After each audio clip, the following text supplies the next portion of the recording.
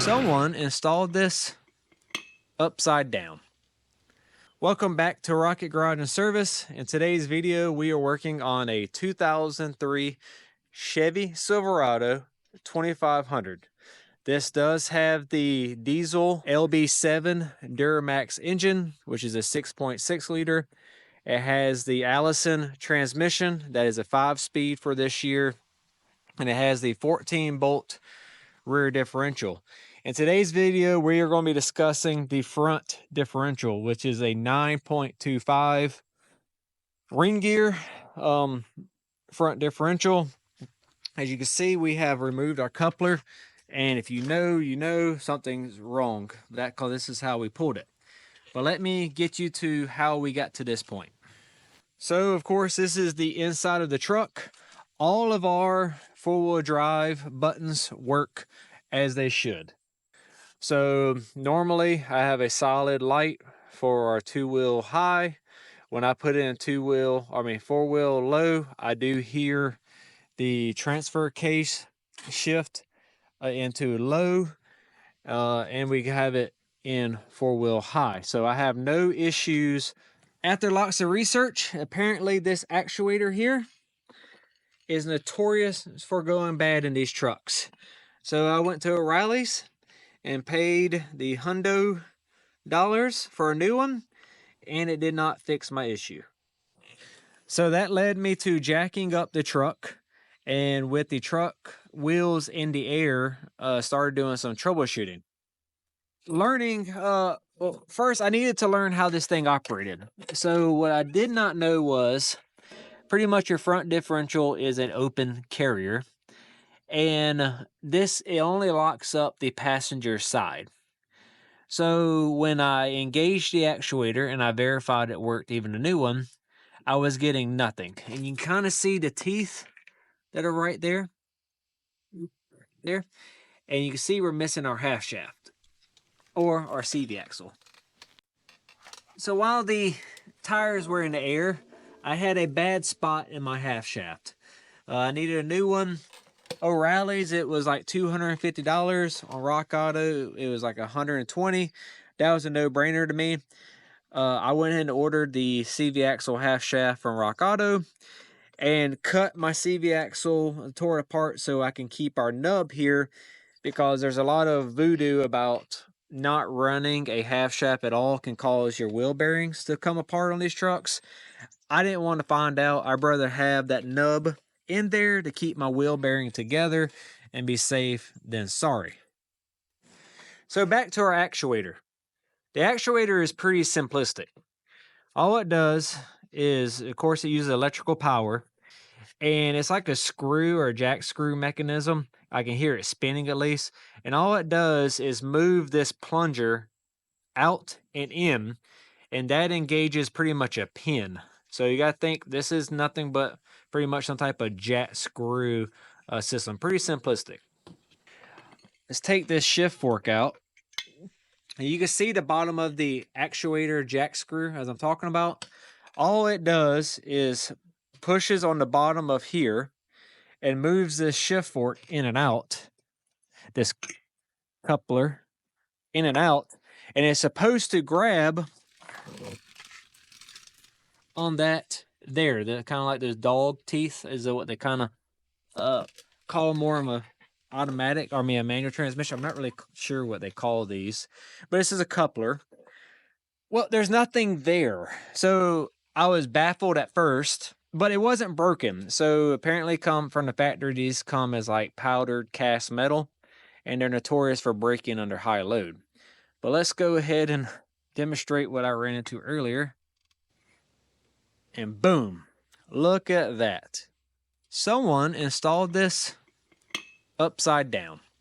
So I'm going to get this all cleaned up. I'm going to get I'm going to RTV this back on, get all of our dirt and debris that came on here, clean up both sides, use my gray RTV, and go ahead and get this mounted.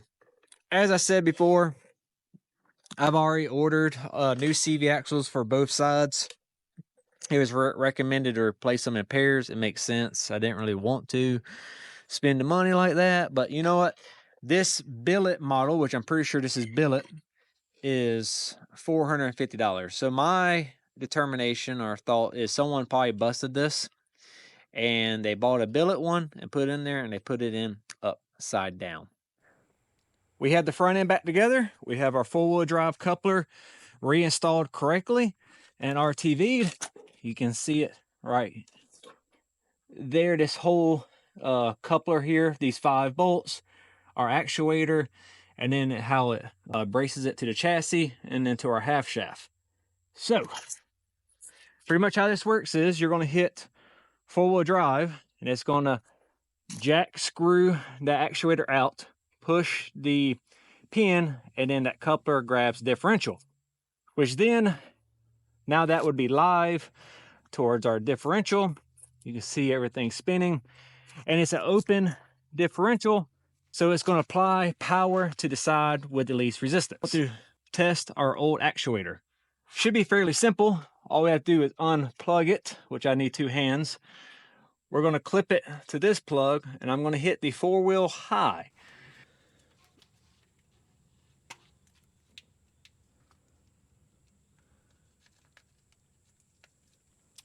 Okay, we have our used old actuator hooked up to the pigtail. I am going to go in the truck and I'm going to put it in 4-wheel high, and that should actuate our front diff only. And let's see if this extends.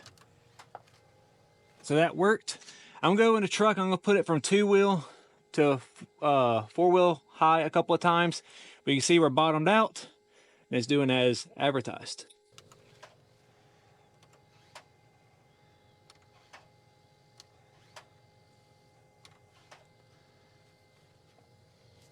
As y'all saw, that seemed to be working. I need to label this good and used.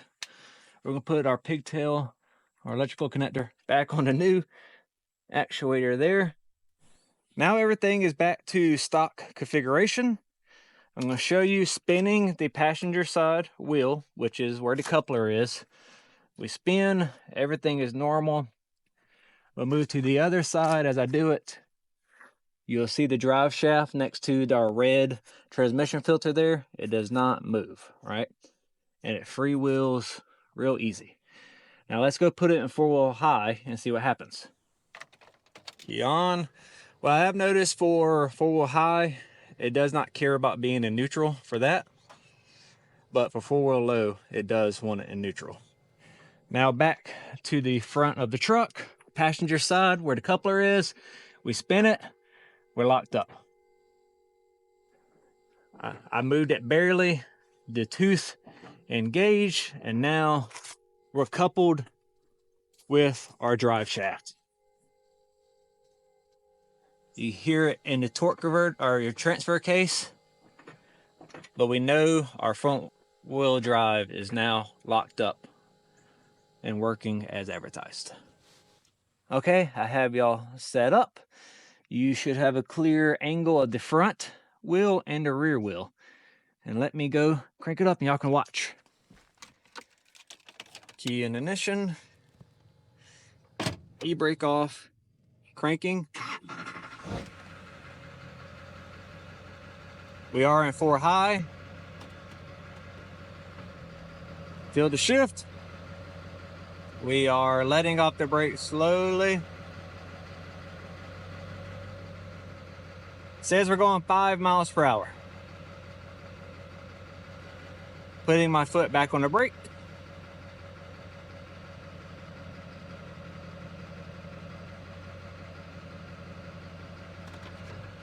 Park. E-brake on. I have decided I wanted to test it in 4 low.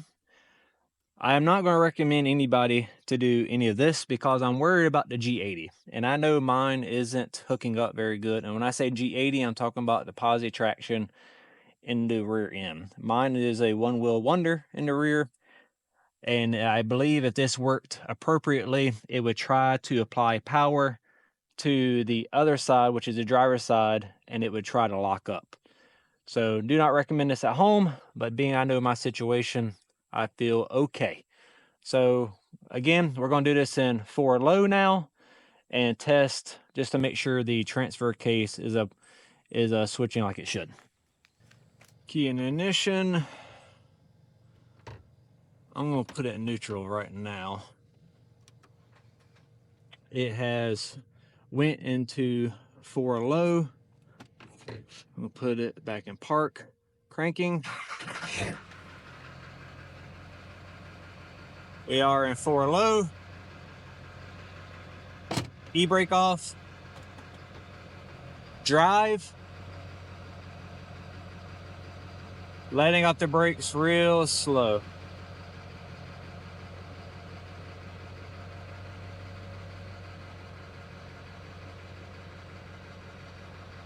The speedometer has not moved. I really don't feel anything, but my ABS light is on, so I kind of feel confident. I can't see, and I don't want to get out the truck without being able to apply the brakes just in case something happens. So I'm gonna cut it off and I'm gonna review the footage. All right, we're gonna close out this video. Hopefully this helps somebody with their four-wheel drive situation. The goals in this video was to have an understanding of how the four-wheel drive works on this 2003 Chevy Silverado 2500. Also, we identified my problem in this video where the coupler was on upside down. And then we also tested it in like real time instead of assuming if it is working or not by jacking up one corner of the truck and putting it in 2-wheel high, 4-wheel high, and 4-wheel low. Hopefully, again, this helps somebody. Please like, comment, subscribe. It really helps me. And on to the next one.